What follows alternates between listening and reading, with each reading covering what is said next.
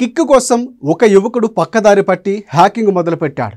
అందరికంటే ముందు తానే సినిమా చూడాలనే ఆరాటంతో ఏ బొమ్మ వచ్చినా మొదట హ్యాక్ చేశాడు. ఐ బొమ్మతో సినీ నిర్మాతలకు నిద్రలేని రాత్రులు మిగిల్చాడు.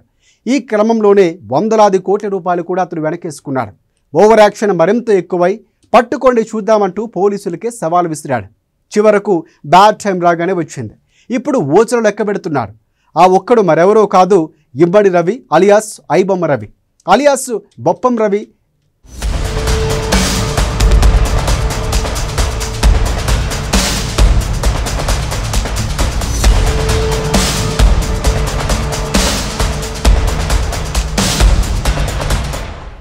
సినిమా అనేది రంగుల ప్రపంచం, ఎంతోమందికి కలల ప్రపంచం కూడా. ఒక సినిమాను వెండి తెరపై చూస్తే వచ్చే ఆనందం అంతా ఇంతా కాదు. సినిమా చూస్తే ఆ 2.5 గంటల పాటు మరొక లోకంలోకి వెళ్ళిపోతాం. అందుకే సినీతారులకు విపరీతమైన క్రేజ్ ఉంటుంది. నటులు ఆరాధ్య దైవాలుగా జనం భావించేది కూడా అందుకే. అలాంటి ఒక ప్రేక్షకుడు సినిమాను అందరికంటే ముందు తాను చూడాలన్న ఆరాటంతో పక్కదారి పట్టాడు. కిక్ కోసం హ్యాకింగ్ మొదలుపెట్టాడు. ఆ హ్యాకింగ్ సామ్రాజ్యం విస్తరించి వందలాది కోట్ల రూపాయలు అప్పనంగా సంపాదించేశాడు. కానీ అది ఎప్పుడూ మంచిది కాదు. టెక్నాలజీ ముసుగులో దాగిన అతనికి కాలం సమాధానం చెప్పింది. చివరకు పోలీసులకు దొరికిపోయాడు. అతను మరెవరో కాదు, ఇమ్మడి రవి.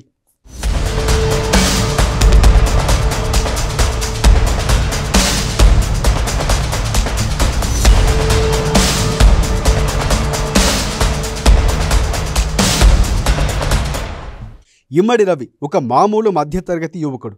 చదువులో ముందుండేవారు. ముంబై యూనివర్సిటీలో MBA చదివాడు. అక్కడే అతని జీవితం టర్న్ అయిపోయింది. సాఫ్ట్వేర్ మెలకువలు వంటబట్టాయి. కొన్ని రోజుల పాటు సాఫ్ట్వేర్ ఉద్యోగం చేశాడు. ఈ క్రమంలోనే కొన్ని కంపెనీలకు CEOగాను పనిచేశాడు. ఆ స్థాయిలో అతడికి మంచి టాలెంట్ ఉంది. దాన్నెవరూ కాదనలేరు. ఈ సాఫ్ట్వేర్ కలను మరింత సానబెట్టి ఉంటే అతను మరింత ఉన్నత స్థాయికి కూడా చేరుకునేవాడేమో. కానీ ఎందుకనో రవి జీవితం పక్కదారి పట్టింది. హ్యాకింగ్ వైపు అతని దృష్టి మళ్ళింది. దాంతో అందులోనే పూర్తిగా కూరుకుపోయాడు రవి.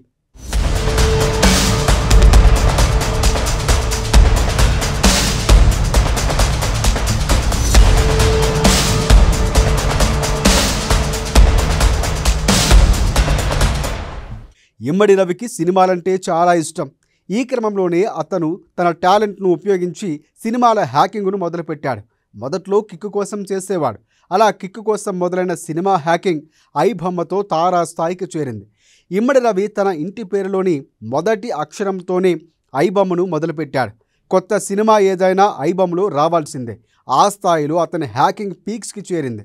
సినిమా విడుదలైందంటే చాలు ఐ బొమ్మలో కొన్ని గంటల్లోనే వచ్చేయడం ఖాయం. అంతలా పైరసీ సామ్రాజ్యాన్ని అతడు విస్తరించాడు. అలా OTT సర్వర్లు సైతం హ్యాక్ చేయడం ప్రారంభించాడు. ఐబొమ్తో పాటుగా ఐవిన్ బప్పంలోకి ఎక్కించేయడం మొదలుపెట్టాడు. అలా తనకంటూ ప్రత్యేకంగా ఒక గ్రూప్ ఆఫ్ ఆడియన్స్ను అతడు సృష్టించుకున్నాడు.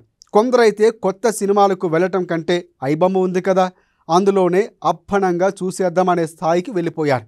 అంతలా ఐబొమ్మ కొందరిని మాయ చేసింది. కొందరు కాదు, చాలామంది ఈ మాయలో పడి ఐబొమ్మలోనే సినిమాలు చూడటం మొదలుపెట్టారు. తప్పు అని తెలిసి కూడా ఎందుకనో ఐబొమ్మ మాయలో వారు కూడా పడిపోయారు.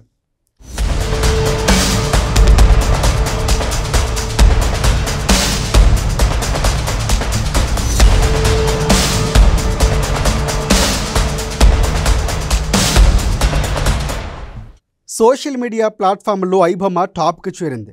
ట్రెండింగుల్లోనూ ఉంది. మరి కొత్త సినిమాలతో పాటుగా OTT కంటెంట్ కూడా హ్యాకింగ్ చేస్తూ హ్యాకింగ్కు కాదేది అనర్హమని చాటుకున్నాడు రవి. పెద్ద సినిమాల దగ్గర నుంచి వెబ్ సిరీస్ల దాకా ప్రతి కంటెంట్ను టార్గెట్ చేశాడు.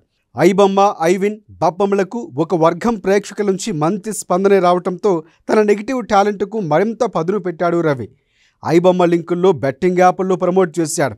ఐబొమ్మలో కానీ బప్పంలో కానీ సినిమా చూస్తే ఖచ్చితంగా ఈ బెట్టింగ్ యాప్ లింకులు తప్పనిసరిగా క్లిక్ చేసినట్లుగా సెట్టింగులు సైతం ఏర్పాటు చేశారు. తద్వారా వచ్చే ఆదాయం సరిపోకపోవడం లేదని కొత్త మార్గాలు ఎన్నుకున్నాడు. అందుకు టెలిగ్రామ్ను వేదికగా చేసుకున్నాడు అతడు. టెలిగ్రామ్లో యూజర్లు సినిమా లింక్స్ క్లిక్ చేస్తే betting apps, gaming apps ads వచ్చేవి. వాటి ద్వారా భారీ ఆదాయాన్ని అతడు కొల్లగొట్టాడు. ఇలా ఏకంగా 300 కోట్ల రూపాయల వరకు అతను వెనకేశాడన్న మాట కూడా వినిపిస్తుంది. ఆ స్థాయిలో అతని పైరసీ సామ్రాజ్యం విస్తరించింది. కేవలం కిక్తో మొదలైనటువంటి అతని హ్యాకింగ్ 100 కోట్ల రూపాయలు అప్పనంగా ఆర్జించే స్థాయికి చేరుకుంది.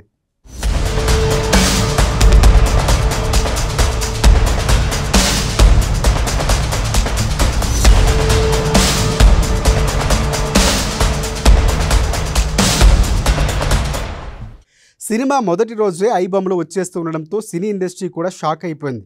ఎంతోమంది సినీ నిర్మాతలు రవి హ్యాకింగ్ దెబ్బకు నిద్రలేని రాత్రులు గడిపారు. అసలు ఎవడి ఐబొమ్మ ఓనర్ అంటూ పోలీసులకు సైతం కంప్లైంట్ చేశారు. కానీ తన టాలెంట్తో పోలీసులకు కూడా చిక్కకుండా దాగుడు మూతలు ఆడాడు రవి. ఈ క్రమంలోనే అతనిలో ఓవర్ యాక్షన్ ఎక్కువైపోయింది. పట్టుకోండి చూద్దామంటూ పోలీసులకే సవాల్ విసిరాడు రవి. తనను పట్టుకోలేరంటూ వెటకారపు మాటలతో ఛాలెంజ్ చేశాడు. ఇలా ఏళ్లుగా అతని కోసం పోలీసులు వేటాడుతూ ఉన్నా అతను మాత్రం చిక్కకుండా తప్పించుకుంటూ వస్తున్నాడు.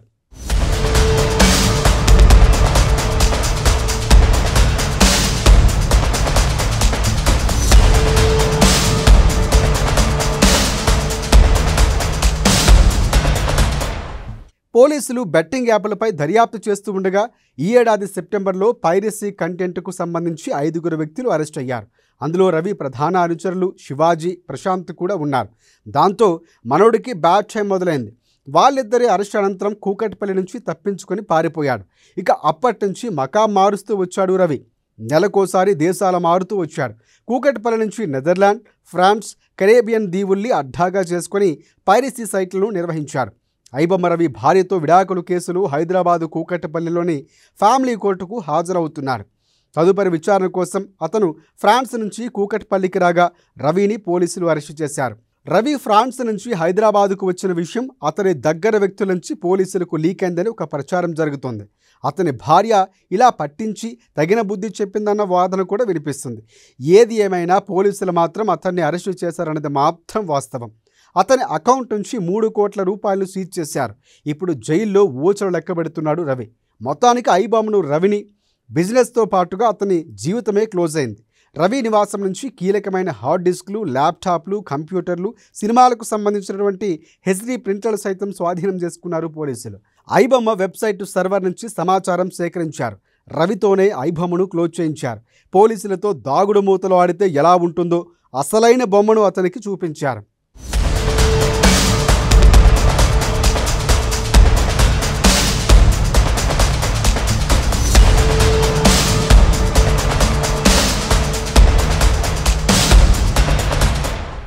ఏపీ, తెలంగాణతో పాటుగా వివిధ రాష్ట్రాల్లో కూడా ఐబొమ్మపై కేసులు నమోదయ్యాయి. అయితే ఇదంతా రవి ఒక్కడే చేస్తున్నాడా, అతని వెనక ఇంకెవరైనా ఉన్నారా అనే కోణంపై పోలీసులు ఇప్పుడు ప్రధానంగా దృష్టి సారించారు. గతంలో ఈ పైరసీ వెబ్సైట్ కోసం పనిచేస్తున్న ఏజెంట్లను అదుపులోకి తీసుకున్నారు. బీహార్, యూపీలో నిందితులు అరెస్టు చేశారు.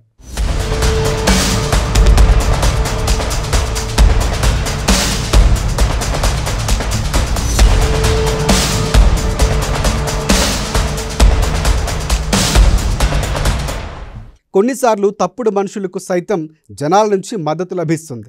ఇప్పుడు ఐబొమ్మ రవికి కూడా అలాంటి సపోర్టు లభించడం దురదృష్టకరం. రవి అరెస్టుపై సోషల్ మీడియాలో రకరకాల పోస్టులు వస్తున్నాయి.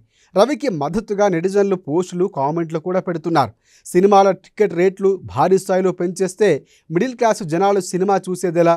ఒక్క ఫ్యామిలీ మొత్తం సినిమాకు వెళ్తే 1500 రూపాయల నుంచి 2000 రూపాయల వరకు ఖర్చు అవుతున్నాయి. ఈ నేపథ్యంలో ఇంట్లో ఉండి ఐబొమ్మ ఓపెన్ చేస్తే సినిమా వస్తూ ఉంటే చూడకుండా ఉండేదెలా అన్న ప్రశ్నలు కూడా ఉత్పన్నమవుతున్నాయి. చేసేది తప్పైనా సరే మరో దారి లేక చేయక తప్పడం లేదన్న మాట కూడా కొందరు జనాల నుంచి వినిపిస్తోంది.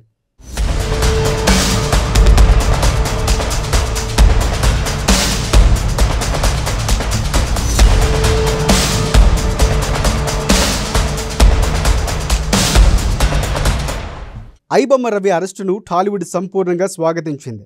చిరంజీవి, నాగార్జున, రాజమౌళి, దిల్ రాజు లాంటి సినీ ప్రముఖులంతా హైదరాబాద్ సిపి సజ్జనార్ను కలిసి అభినందనలు సైతం తెలిపారు.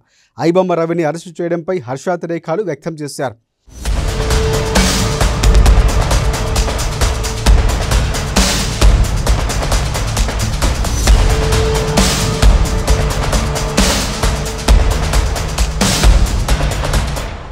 ఇప్పటికైనా సినీ ఇండస్ట్రీ ఒక్కటి మాత్రం గుర్తించాలి.